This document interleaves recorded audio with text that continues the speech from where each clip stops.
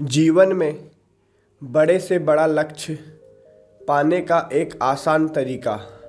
हम अपने जीवन में लक्ष्य तो निर्धारित करते हैं, परंतु उसे हासिल नहीं कर पाते। किसी भी चीज़ की शुरुआत में तो हमारे भीतर बहुत उत्साह रहता है, परंतु धीरे धीरे वह उत्साह खत्म होने लगता है। नकारात्मकता हमारे चारों तरफ से घेरने लगती है। ऐसा क्यों होता है? अगर आपके भीतर भी यह प्रश्न है तो गौतम बुद्ध के जीवन की यह घटना, यह कहानी आपके लिए है। मैं आपको विश्वास दिलाना चाहता हूँ कि आप इस लेखक के अंत में इस काबिल बन जाएंगे कि आप अपने किसी भी लक्ष्य को पा सकेंगे। गौतम बुद्ध के जीवन की यह घटना आपको एक गहरी समझ देने वाली है, परंतु इस समझ को समझने के लिए आपको धैर्य की आवश्यकता है।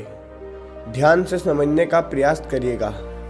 गौतम बुद्ध होने से पहले सिद्धार्थ के नाम से जाने जाते थे।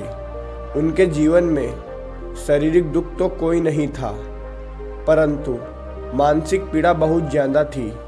वह एक राजा के पुत्र थे, जिसके कारण उनके जीवन में कोई भी शारीरिक दुख नहीं था। उनके पास हर सुख सुविधा थी, परंतु कोई भी सुख सुविधा शारीरिक दुख को तो रोक सकती है, परंतु मानसिक दुख को नहीं। बहुत ज़्यादा मानसिक दुख होने के कारण वे तय करते हैं कि वे अपने घर परिवार को त्याग देंगे। अब हो सकता है कि आप लोग सोच रहे होंगे कि मन में यह विचार कैसे आया, मानसिक दुख घर त्यागने से खत्म कैसे होगा? इस प्रश्न का उत्तर है, उन्होंने अपने जीवन में कई बार सन्यासी को देखा था जिनसे वे बहुत प्रभावित हुए थे। जब वह पहली बार एक सन्यासी से मिले थे तो उनके भीतर एक विचार आया था कि मैं एक राजा का बेटा होने के बाद भी भीतर से दुखी हूँ, और यह सन्यासी एक भिखारी होकर भी भीतर से प्रसन्न है। इसके लिए उनके भीतर यह विचार आया कि उन्हें अपना घर परिवार त्याग देना चाहिए। अब घर परिवार को त्याग देना भी इतना सरल नहीं है, बहुत हिम्मत का काम है। किसी भी छोटी से छोटी चीज़ को जिससे हम जुड़े गए हैं उसे छोड़ना हमारे लिए बहुत मुश्किल होता है, जब तक कि हमें उससे बड़ी चीज़ कोई नहीं मिल जाए। परंतु बुद्ध के साथ ऐसा नहीं था। उन्हें कोई भी बड़ी चीज़ नहीं मिली थी। उन्होंने तो बिन कुछ मिले ही वह सब कुछ छोड़ दिया जो उनके पास था। बुद्ध ऐसा इसलिए कर पाए क्योंकि उनके भीतर यह विश्वास था कि जो दुख उनके भीतर चल रहा है उसका अंत होगा। किसी भी कार्य की शुरुआत में विश्वास के द्वारा ही होती है।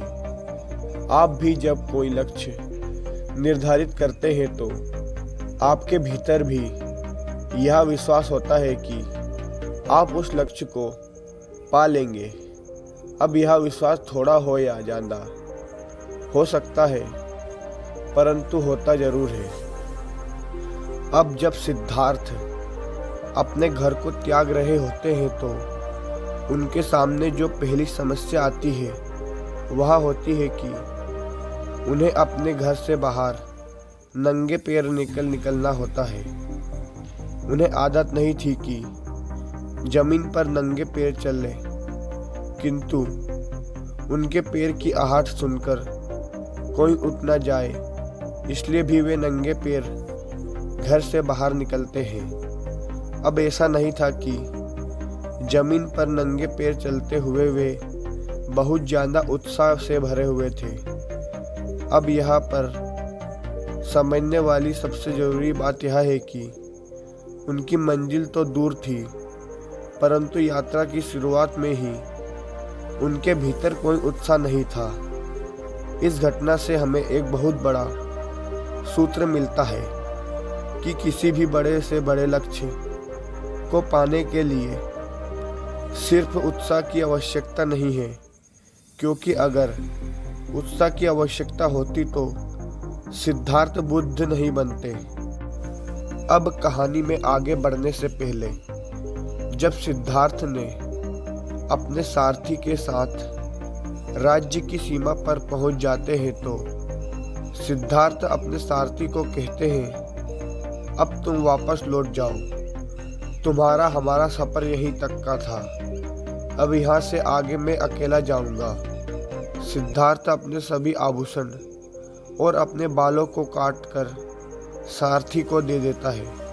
सिद्धार्थ का सारथी विनती करता है कि कृपा करके वापस चलिए, आपके बिना पूरा राज्य सूना हो जाएगा। अब यहाँ पर भी मोह हावी हो सकता था, परंतु सिद्धार्थ मोह के बस में नहीं आते और वापस नहीं लौटते। हमारा मोह कोशिश करता है कि हमें वैसे ही रखने की जैसे हम रहते आ रहे हैं, परंतु सिद्धार्थ मोह के वश में नहीं आते और आगे बढ़ जाते हैं। सिद्धार्थ को यहाँ तक पता नहीं होता है कि उन्हें जाना कहाँ है, बस वे निकल पड़ते हैं। अब यहाँ पर एक बहुत बड़ी बात समझी जा सकती है कि कभी कभी हमें पता नहीं होता है कि हमें जीवन में करना क्या है, हमें जाना कहाँ है, जिसके कारण हम कुछ करने की शुरुआत ही नहीं कर पाते। परंतु सिद्धार्थ ने ऐसा नहीं किया था। उन्हें किसी भी सही समय का इंतजार नहीं था। उन्हें जब समझ आ गया कि सही समय यही है तो वह बस निकल पड़े। बहुत देर वन में भटकने के बाद सिद्धार्थ को एक सन्यासी नजर आता है। उस सन्यासी को देखने के बाद सिद्धार्थ प्रसन्न होते हैं और उसकी ओर बढ़ने लगते हैं। उस सन्यासी के हाथ में धनुष बाण होता है, जिससे वह पक्षियों का निशाना लगा रहा था। सिद्धार्थ उस सन्यासी के हाथ से धनुष बाण देखकर थोड़ा चौंक गए। सिद्धार्थ उस सन्यासी से पूछते हैं, भला एक सन्यासी के पास धनुष बाण का क्या काम? वह सन्यासी कहता है कि मैं सन्यासी नहीं हूँ, मैं तो एक शिकारी हूँ। वह दरअसल यह पक्षी सन्यासी के वस्त्र देखकर डरते नहीं हैं, जिसके कारण इनका शिकार करना आसान हो जाता है। इसलिए मैं एक सन्यासी के वस्त्र पहनकर शिकार करता हूँ। सिद्धार्थ को उस व्यक्ति की बात से बड़ा धक्का लगता है। सिद्धार्थ उस व्यक्ति से पूछते हैं, परंतु तुम ऐसा करते क्यों हो? वह व्यक्ति कहता है, यह मेरा व्यवसाय है, मैं अपने शिकार को बेचकर धन कमाता हूँ। तो सिद्धार्थ ने उस व्यक्ति से कहा, यदि तुम्हें धन की आवश्यकता है तो तुम मेरे इन वस्त्रों को ले लो और मुझे अपने वस्त्र दे दो। आभूषण तो मैं सभी छोड़ आया हूँ, परंतु यह वस्त्र भी कुछ कम नहीं है। इन वस्त्रों से हीरे जड़े हैं और सोने के तार लगे हैं। तुम इन्हें ले लो और मुझे अपने सन्यासी वस्त्र दे दो।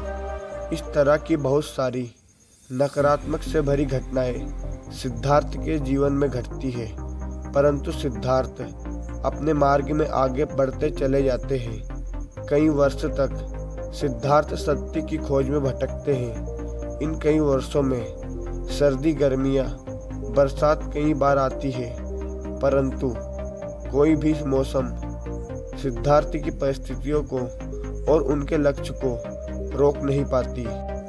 अब बहुत सारे लोग यह सोच रहे होंगे कि सिद्धार्थ अलग थे, उनके भीतर कुछ अलग था। तो इस प्रश्न का उत्तर सिद्धार्थ ने बुद्ध होने के बाद कई बार दिया है कि मनुष्य में कोई भेद नहीं। हर मनुष्य के भीतर बुद्ध होने की उतनी ही क्षमता है जितनी मेरे भीतर थी।